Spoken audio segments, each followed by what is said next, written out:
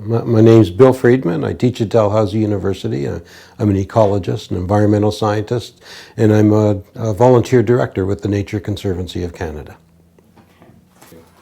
Well, NCC uses leading conservation science to plan its acquisitions and also to manage the properties once they're acquired. By using conservation planning and its principles, NCC is able to select the best properties to work at all across Canada, including an Atlantic region, and to secure those properties in a cost-effective manner. They identify the best sites and they go after them and they acquire the properties, and then they steward them to maintain or enhance their ecological values with a view to forever. Well, sometimes there are competing projects that NCC could potentially work at. And of course, there has to be opportunity. There has to be private property that can be acquired because NCC works in the realm of the private sector. It doesn't do public advocacy in order to encourage governments to set land aside. Rather, NCC focuses on private property, and private property of high ecological quality must be available if NCC is going to work in an area. And of course, the properties that are possible have to have excellent ecological values, and they have to be capable of assembling into a large area so that wide-ranging species can be accommodated. And science planning is used to identify those sorts of places so that the limited amounts of money that are available can be spent effectively. That area. The Pugwash Estuary has been a focal area for us on Northumberland Strait, and that area is characterized by the warmest waters in the maritime provinces. They support marine species, for example, that don't occur elsewhere because of the relatively warm water. And the Northumberland Strait is also an age-old migration route for birds from the subarctic and the Arctic that are on their way to the south. Many of them channel through Northumberland Strait, and they need stopover habitats during their migration where they stage and they build up food reservoirs. And the estuaries along the Northumberland Strait, like the Pugwash Estuary, are a critical habitat for those birds. And they're also productive sites in and of themselves, and they support a relatively large abundance of breeding species like willets and American black duck and ringneck duck and that sort of thing. So these are important critical habitats along the Northumberland Strait for birds, for vegetation, and for many marine species. Could you maybe, so I just get Sure. to talk to him. The most abundant animals in the Pugwash estuary are species like American black duck and Canada goose, particularly during the migratory period. And to me, the place is also unusual because white pine comes right down to the water there, sometimes in stands dominated by that species. And that's not something that you often see. Rather than having a spruce-dominated coastal forest, you can have a white pine-dominated coastal forest. And that's an unusual thing in the Pugwash area. Well, NCC has been doing property assembly of islands and shorelines around Musquodoboit Harbour, which is an internationally known critical habitat for migrating waterfowl and shorebirds. And it also supports a large breeding population of some of the local birds like willets and black ducks and that sort of thing. It's a fantastic estuary with great eelgrass beds and salt marsh habitat and sandy beaches that a wonderful place to see when the wildlife are abundant there. And it also supports a few of the endangered piping plovers. And it's a great place for us to be working, and we've acquired a number of islands there that are crucial to anchoring the estuarine marine habitats. Yeah. Well, amongst birds, some of the breeding species include the endangered piping plover and American black duck and some ringneck ducks as well. But the greatest abundance of birds occurs during the migratory periods when various species of shorebirds, sandpipers and plovers occur there, sometimes in enormous abundance, as well as migratory Canada geese, golden-eye ducks, and others. It can be a wonderful place if you're there at a time when the birds are really abundant. It's just bursting with life. The natural habitats around Muscat Aubet are naturally dynamic. They change all the time because of storms and other essentially geological forces which disturb them and change their form. But they're also at risk, of course, because these are prime areas for residential development and for summer homes. And when that kind of development occurs, that the natural habitat is damaged and often extensively destroyed, and that poses a great conservation risk. Of course, privatization of the coast also affects public access, so that people who live nearby or visitors who are coming, say, to Nova Scotia from away, they want to be able to see the seacoast, and if it's all privatized, they can't get to it. And that's another additional benefit of the work of the Nature Conservancy of Canada, continued access to natural coastal places so that people can enjoy them and come to love them. And of course, if they do that, then they'll also support its conservation, which is an essential societal goal. All right, good. All right. Port Joli Harbour is another Atlantic coastal estuarine habitat. It's a deep, shallow, sandy bay. It has extensive beds of eelgrass and some salt marsh, but also extraordinary sandy beaches. And it supports a number of breeding species, typically American black duck, a big sandpiper called the willet, spotted sandpipers, least sandpipers, and that sort of thing. But the greatest abundance of birds at Port Joli occurs during the migratory period, when there may be large numbers of scoter ducks of various species, the common scoter, the white-winged scoter, and the surf scoter.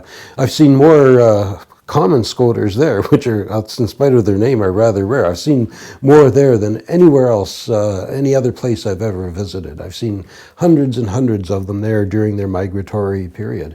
And Port Joli is well known for that important conservation asset, the fact that it's a critical habitat for large numbers of migratory birds, and that's a reason why NCC has identified that place as being important as a site for private conservation action, and we just about got that bay surrounded in terms of conserved coastal lands, which are essential to maintaining the ecological integrity of the marine estuary itself. Projects that have gotten well underway and seen success? You know, we're approaching success in many of the places where we're working in Atlantic Canada, but we've achieved it nowhere.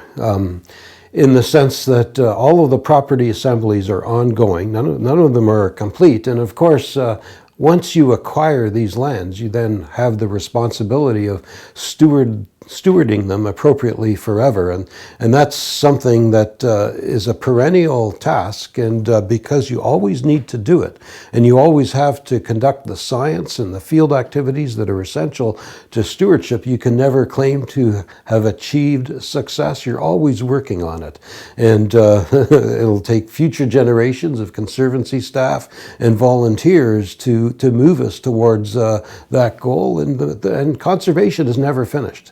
It's always necessary to keep fundraising if you're a charity like NCC and working in the private sector, and it's always necessary to keep planning and to maintain your stewardship programs. That's a perennial thing that always has to be done.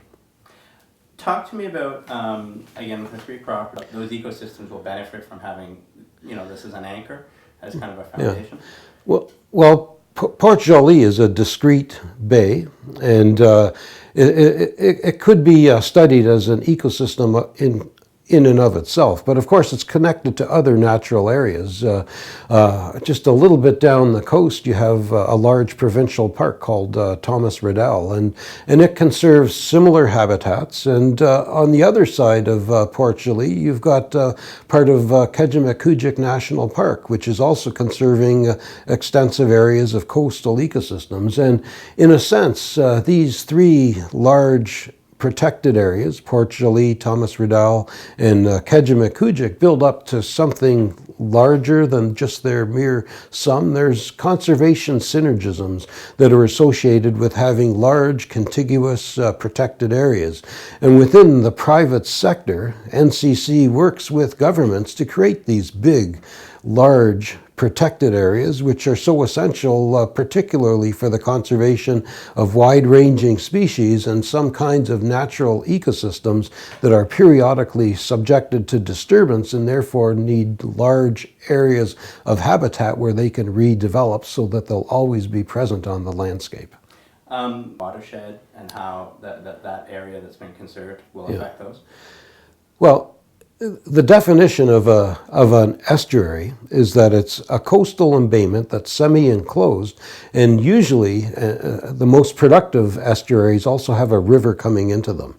And in the case of Musquodoboit Harbour, it's the Musquodoboit River, a relatively large and productive river in the Nova Scotian context, and nutrients coming in with that river are essential to driving much of the productivity that occurs more locally within the estuary itself. And it's all part of one large connected ecosystem, but different parts of it have their own dynamics. The estuary, for example, is subjected to the twice daily tidal cycle, whereas the upper parts of the river aren't.